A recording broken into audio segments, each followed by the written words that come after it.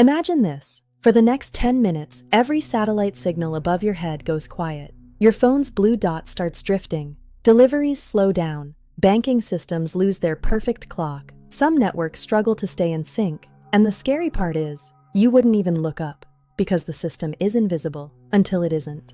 Most people think space is just stars and astronauts. But space is also an always-on service that quietly runs huge parts of modern life. Location, timing, communication, weather tracking, even products in your home. Today, I'll show you the hidden space tech you use every day and the two cosmic dangers that can disrupt it fast: our own orbital junk and the sun. Unbelievable ways space affects your daily life and what could switch it off. Let's start with something you've probably used today: maps. That voice guiding you around traffic feels like magic, but it's math and timing from satellites. GPS is a satellite constellation that transmits radio signals down to Earth. Currently, there are 31 operational satellites orbiting at 20,200 kilometers altitude, each circling the planet twice a day. The system is designed so you can see at least 4 satellites from virtually anywhere, because you need at least 4 signals to solve your position and time together. Quick test. Open your Maps app and zoom in. That blue dot? You're trusting clocks in space. And here's the part almost nobody talks about. GPS isn't just where, it's also when. Each satellite contains multiple atomic clocks. Major financial institutions use this data to set internal clocks for transaction timestamps. When you tap to pay, space tech is logging that record. Even mobile networks use GPS time to keep base stations synchronized. Space determines if your phone feels snappy or delayed, but this is only half the story. So GPS isn't just helping you find a cafe.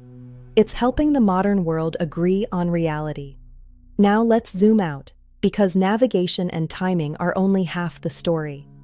Those weather forecasts you trust? They depend on satellites watching oceans and storms from above.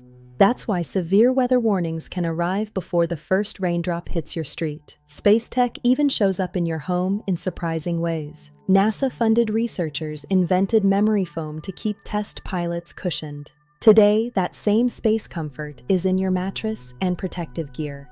Everyday comfort born in the stars. So far, this sounds like a success story, but there's a downside to building your life on machines orbiting above your head.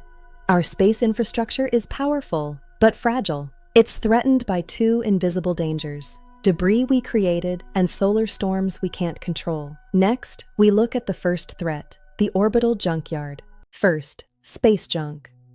ESA's Space Environment Report 2025 says about 40,000 objects are now tracked by space surveillance networks. But ESA also estimates the actual number of debris objects larger than 1 centimeter is over 1.2 million, large enough to cause catastrophic damage. In space, small doesn't mean safe. A tiny object moving at orbital speeds can hit like a high-energy projectile, and one impact can turn one object into thousands. ESA warns that even without additional launches, debris can keep growing because fragmentation events add new debris faster than they naturally re-enter.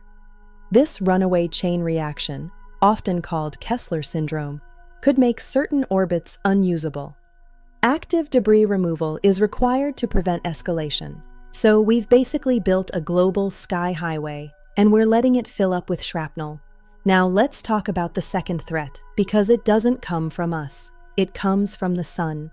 The sun isn't just a warm light in the sky. It throws storms. When solar activity disturbs Earth's magnetic field, it can push harmful currents into our power lines, creating real damage risks on the ground.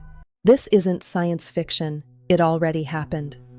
In March 1989, a violent solar storm caused voltage fluctuations that triggered a protection system and knocked out the power grid in Quebec. In less than a minute, the entire province was in darkness for more than 9 hours. Now imagine that happening to your city, not just for hours, but for days.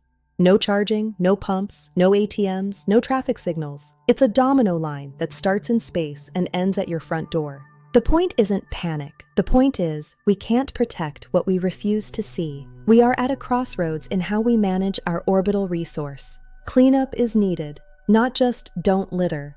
For solar storms, we need better monitoring and a grid that can take a punch. Next, how we fix it. What helps? Better end-of-life disposal, passivation to prevent explosions, and active debris removal missions aimed at the biggest, most dangerous objects. We have to clean up the sky highway. For solar storms, better monitoring, better forecasting, and hardening the grid so it can take a punch, because the sun doesn't care about our Wi-Fi schedule. Space is a resource, and Earth's orbital environment is a finite one. If we treat it like a dumping ground, it will eventually stop working like a reliable service. So, what's the most surprising way space affects your life? And what worries you more, the debris we created, or a solar storm we can't negotiate with? Let us know in the comments. Drop your answer below. Next time, we cover what would still work if satellites went down, and what wouldn't. Stay safe out there.